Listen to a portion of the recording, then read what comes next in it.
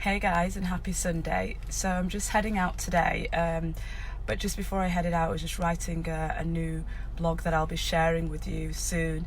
And you know, if you've been following me on my little Instagram stories, you'll see that I've been on the most amazing journey the last month. I've been traveling all around Jamaica, so as a third generation Jamaican, first time visiting the island, and it was an extraordinary experience in itself.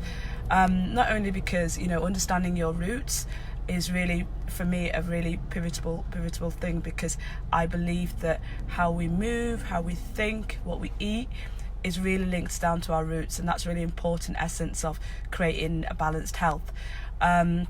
And no other way to do that than to travel and obviously to see your roots. So for me, having never been to the place of my grandparents, you know, didn't seem the right thing. And I, the year before, had been to Costa Rica as a fourth generation Costa Rican, and I'd benefited from that. So Jamaica was obviously the next best step.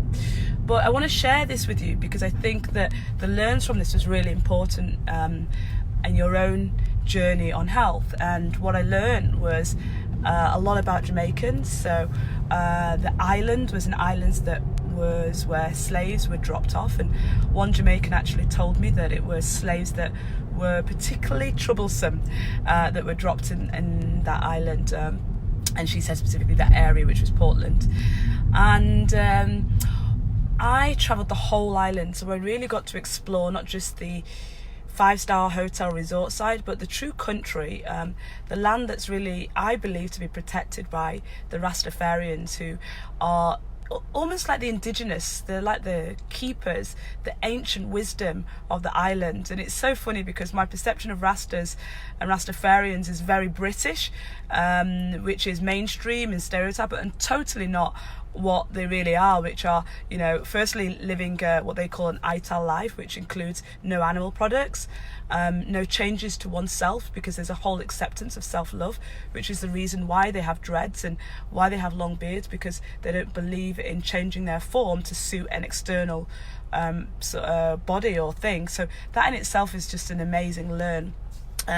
Another thing that I learned was about the people and the minds and the hearts and the souls of those people, and what slavery may have brought to them was a resilience that is like no other, really, a resourcefulness. You know, you give a typical Jamaican $5 and you would be amazed what they could do with it, never mind a building or anything else, you know, plantation.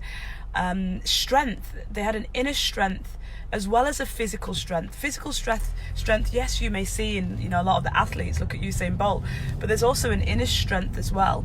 I saw the strength originally when I went to Costa Ricans, and I learned about Jamaicans being the ones that were building the railways and not dying in Costa Rica. So I knew there was a strength in the character of those people. But all of these learns were amazing. But you know what was really troublesome for me was seeing the crime, not seeing in the people their awareness of what potential their island had. Instead, them seeing the rifts and the struggles and the challenges of the past, accepting what I believe to be acting small, you know, that they don't have the things that they need, that they, you know, they need to bow to America, and that they need external things to be able to be successful, when I actually believe that everything they have, even because of their past, is exactly what they need to create a successful future. And we don't need to, an island doesn't need to be limited by size in order to create success. So what that leads me on to you is to think about, you know, what is your history? You know, what are the history that's been passed to you through generation in generation? Who were your ancestors? What could you learn from them? How did they live? Why did they behave the way that they behave? If I look at how my grandma behaves, and now having visited her country, I understand why she's the way she is. But I also understand that me and my mother have taken very different pathways. We've taken the pathway of taking those strengths, taking that resilience, taking that resourcefulness, but educating ourselves, taking the advantages that we had of my grandma just making a decision to leave a small island and move to England, and taking that decision and empowering ourselves through the opportunity that we were given to be able to create our own success in our own lives. And therefore, when I look at the life that I live, the life that my mom lives, we really are growth mindset people, and we really see education as super important to be able to take a different pathway.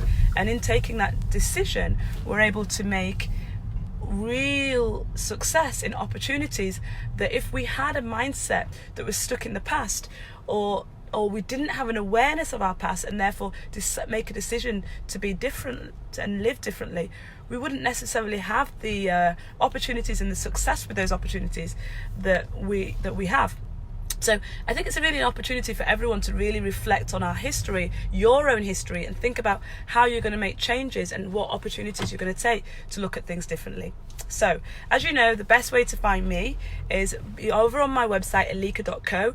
You can sign up for my newsletter there, and there I share more information and opportunities to help you in terms of achieving your health goals. But I hope that was really useful for you, and please feel free to post any comments about that just below.